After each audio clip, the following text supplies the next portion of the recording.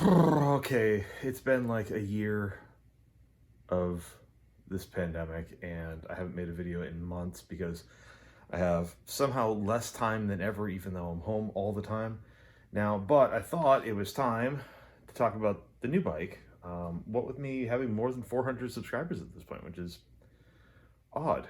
So let's talk about this new thing. What we got here is a new steel hardtail. The frame is a Waltworks. It is butted steel. It's fully custom to my size and my geometry and my wants and my wishes. It's running 27.5-inch wheels with 2.8-inch tires, so sort of kind of 27 plus.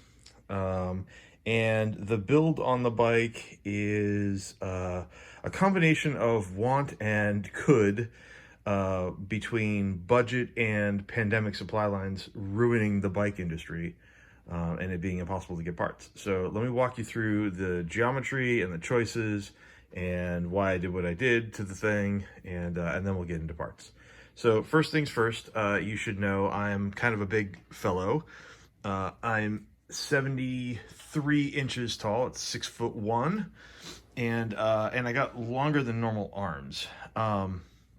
So the frame is 45 centimeters center to center, bottom bracket, 450, 460, somewhere in there. Center of the bottom bracket to center of the seat post. The head tube angle is a 66.5. The seat tube angle is a 71.5 or a 72. I can't remember now. The reach from bottom bracket forward is 465 millimeters, and the stack is 666 millimeters, which is quite a lot. I'll explain more about that in a second. The chainstay length on this bike is currently at 415 millimeters, although I've got these nifty Paragon Machine Works sliding dropout thingamadings. So it'll actually extend back 20 mil beyond that. So I can go back to a 435, but it's currently sitting at a 415, which is in its shortest position, which was my original want. It has, what else? A bent seat tube for some tire clearance. It'll clear minimum 27 by 30, and I think that means it'll do, I think this frame will do 29 by 24 or 25 or something like that. I think pretty easily. So if I ever want to go to full-size wagon wheels, I can. Front fork is a Marzocchi Z2. It is a 29-inch wheeled model, and it is 140 millimeters of travel. Head tube is straight, but we've got a tapered steer tube in there, and it's a King headset. And I think, other bits of geometry here. That's a 170 millimeter Fox transfer, whatever, dropper post. Clearly, I could go for a longer dropper, but getting stuff right now is really hard, and this will do for now. And the stem on this bike is not the requisite 35 millimeter. It's a 60 millimeter race face turbine, I think. And the reason for that is it's worth noting.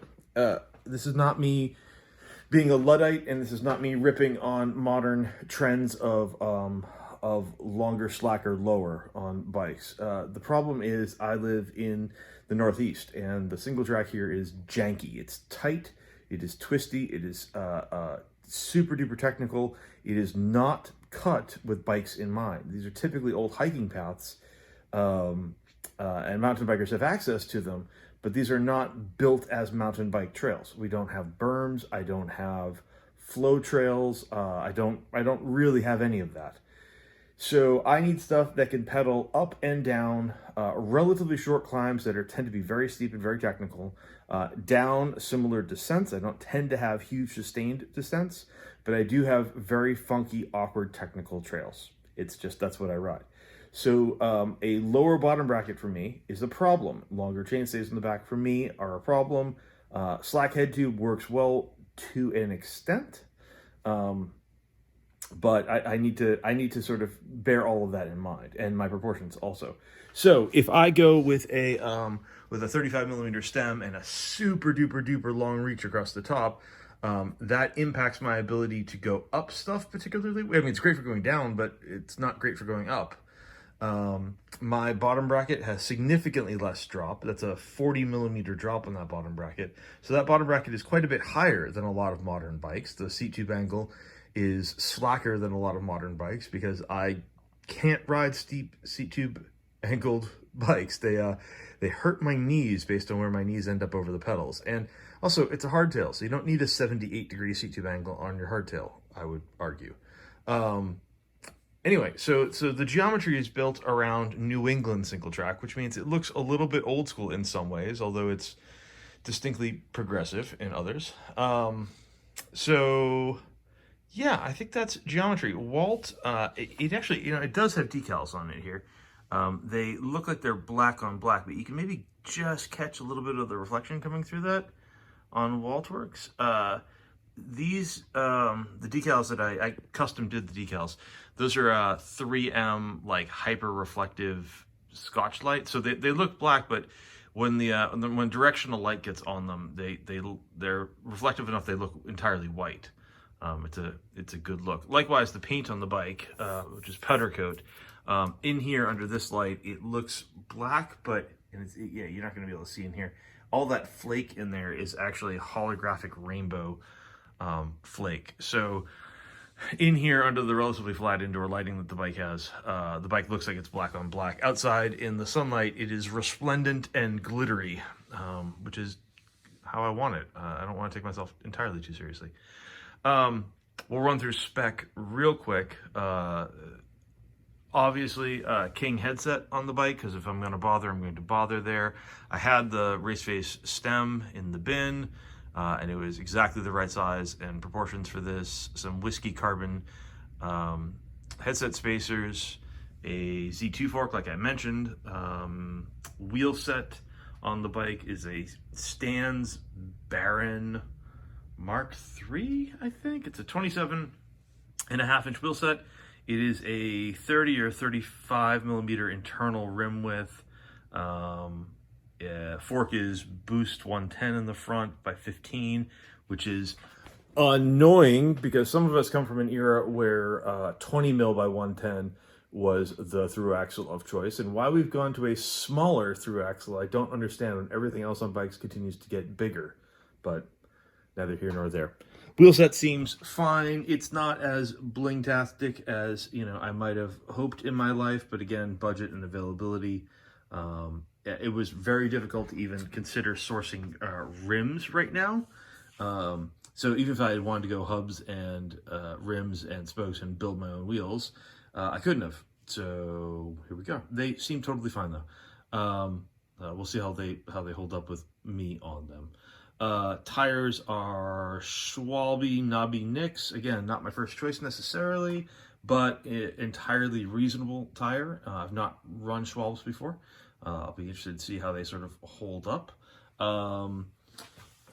Cockpit, we got a Ritchie WCS trail bar on there. It's aluminum. I have a slight hesitancy with carbon fiber on mountain bikes. I'd be willing to try it, but it tends to be expensive, so asking me to do something expensive and that feels iffy to me is a hard sell.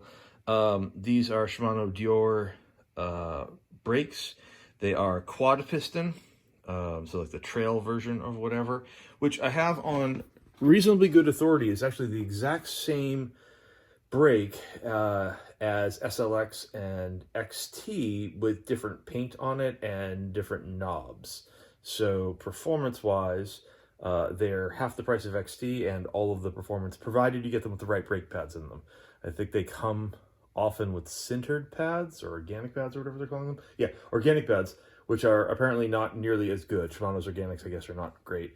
But you can get them with metallic, or you could just put metallic pads in them, at which point they are basically XT brakes at half the price. So why would you not do that?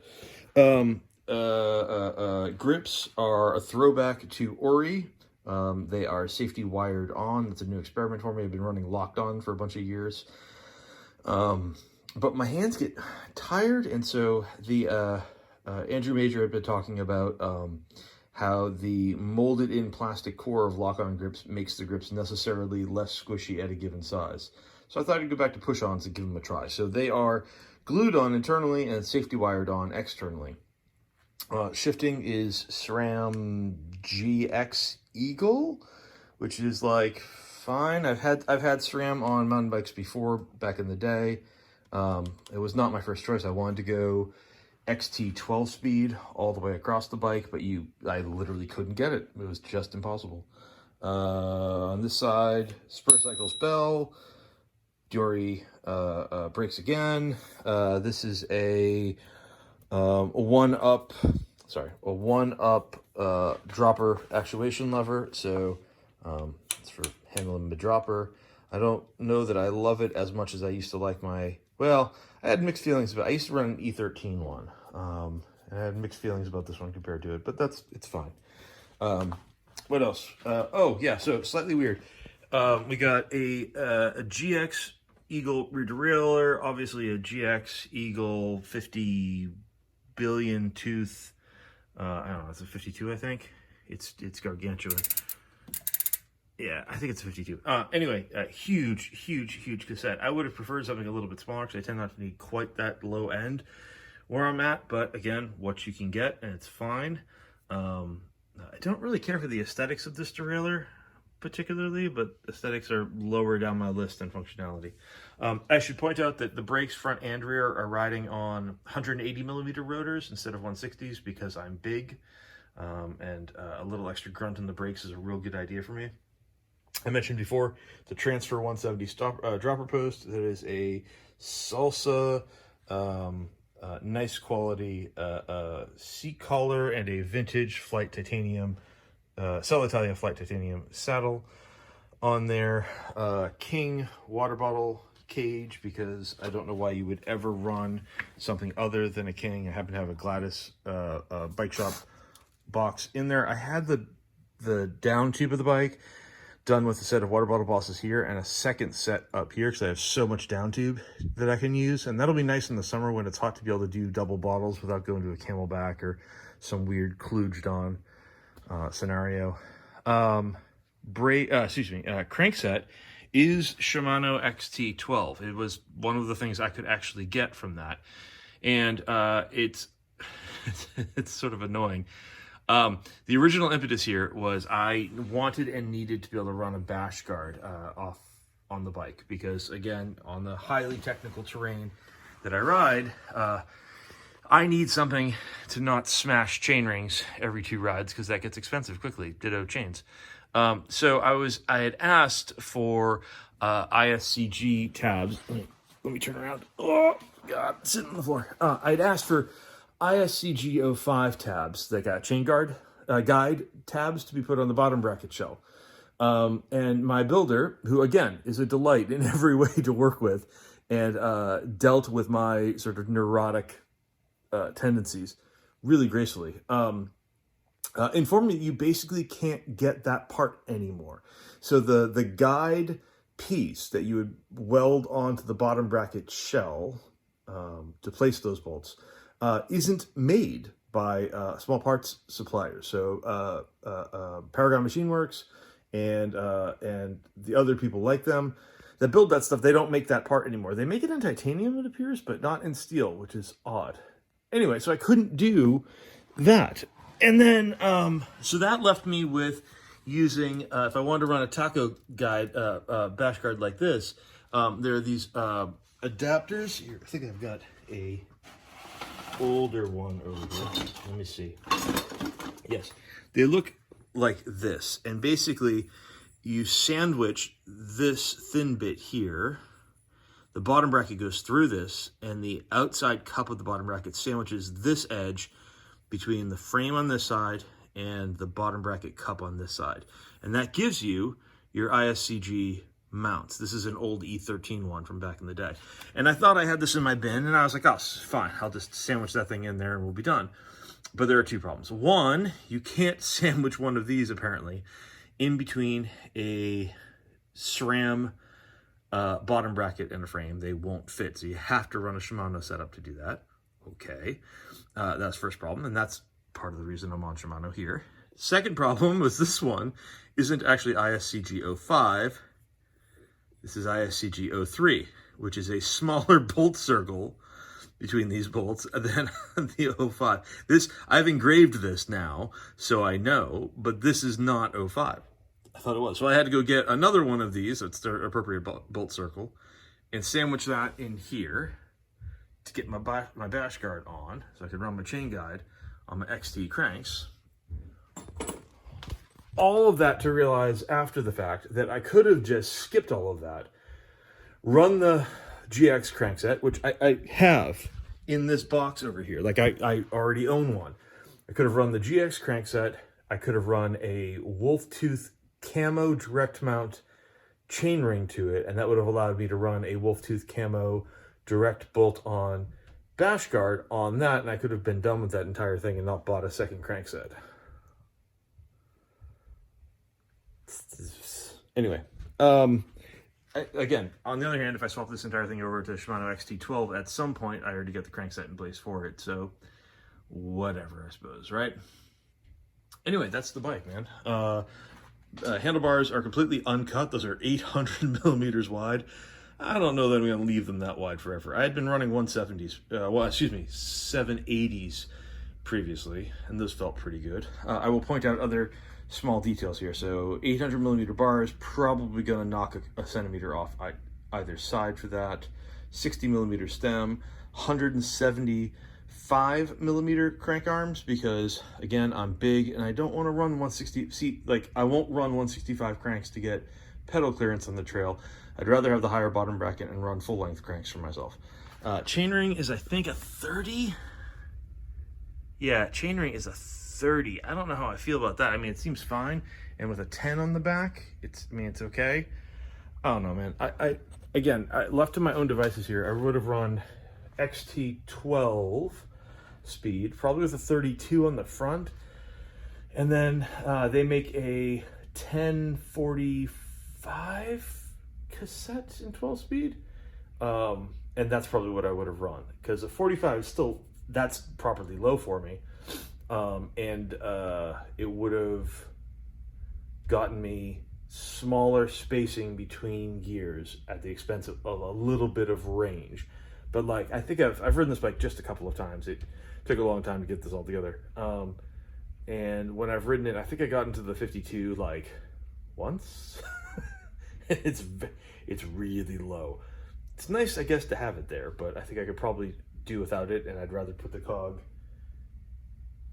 I'd rather take that 12th gear and use it for tighter spacing between gears than for absolute range, but that's me. It's fine. Anywho, oh, and I really don't like, these wheels are obviously XD drivers on the back of them, and I really don't like XD drivers, as it turns out. I would have much preferred to have stuck with either HG. I mean, I honestly considered doing the drivetrain of this bike and just sticking with like 10 or 11 speed and not going 12. But it seemed a shame to get like a brand new modern bike. I mean, as modern as a steel hardtail is, but it seemed a little bit of a shame to go get a brand new modern bike and not do like a proper modern drivetrain. So anyway, here we are. The good news is that I am likely to wear out or ruin a bunch of these parts in the foreseeable future, and this is not the last drivetrain this bike is ever going to have. So I get plenty of time with it. Oh, a couple details about the frame that Walt does that I really like. I should point out. One, the cable guides. It's such a nice little detail here. Cable guides are actually these lovely machined. Oh, sorry, glare. Are like these lovely machined aluminum brackets that bolt on, that hold them all. It's so nice. It's way better than zip ties and whatever. It's got a nice port. Where is it? Right there. For the, oh, come on, focus, you bugger. There we go. That's your pass-through for your cable going in. It's got schmoo all over it. For your dropper post, that's really nice. The seat stays on the bike. Here, let's see if I can get you a shot of those. The seat stays on the bike are S-bend. And S-bend seat stays are pretty. Really pretty. The clearances down here are snug, but everything just fits with 180 rotors on there, which is nice. It's 157 millimeter rear dropout spacing. Here, see how gigantic it is. It's a 157 back end. Because if you want short stays and a big tire and gears, yeah, you gotta do something. So anyway, that's where we're at. I'm not sure these pedals are gonna stay. I might swap to a set of trail pedals later or flats, but I haven't made up my mind yet.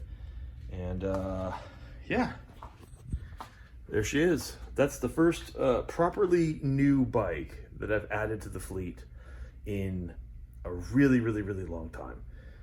And this bike is new basically from the ground up. The only part that's on here that is old, as in has been on a previous bike, is I think the saddle and maybe the pedals. Oh, and the water bottle cage, because king cages are the best, and you should buy those. Yeah, anyway, thanks, and I'll try to do these more often.